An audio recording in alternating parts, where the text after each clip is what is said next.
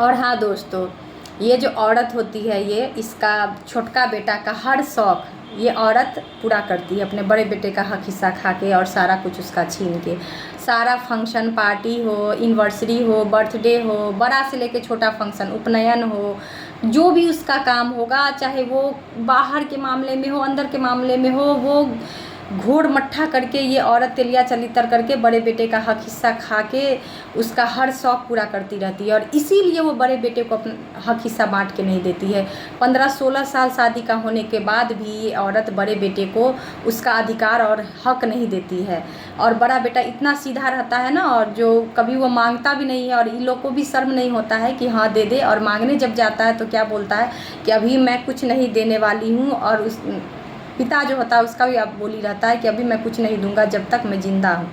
तो ज़िंदा रहते हुए मतलब उसको सारा अधिकार, सारा कुछ दे रहे हैं, सारा हक सब कुछ उसको दे रहा है, सारा कुछ उसका हर शौक़ पूरा कर रहा है। मतलब और एक बहू और एक बेटे को मतलब कि उसका जवानी खा जाता है। इतना ये लोग षड्यंत्रकारी ये सास ससुर होता है।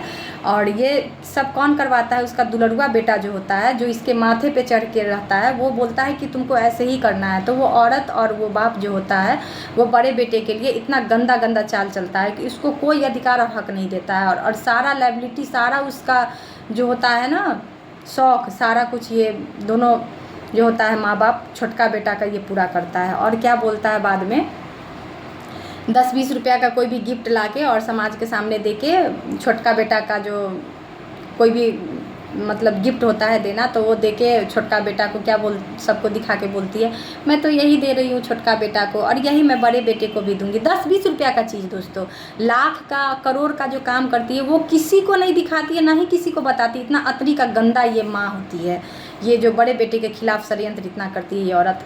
तो मैं कहती हूँ कि तुम हमसे तो बच जाओगी, लेकिन भगवान से नहीं बच पाओगी। भगवान तो सारा कुछ तुम्हारा तलिया चलितर सब कुछ देख रहे हैं और सब जानते हैं। और भगवान तो शायद माफ़ भी कर दे तुम्हारा जो तुम कर रही हो, लेकिन कर्म तुमको कभी माफ़ नहीं करेगा दोस्तों। तो ऐसे ये औरत करती है, समझे दोस्तों। और उसके बाद और दोस्तों, अगर उतना ही करना चाहती, अगर उतना ही करती, तो उसका भी, बड़े बेटे का भी उतना ही अधिकार और हर कुछ समाज में और घर में भी इज्जत बनाई रखती कि ये बड़ा बेटा है, ये बड़ी बहू है।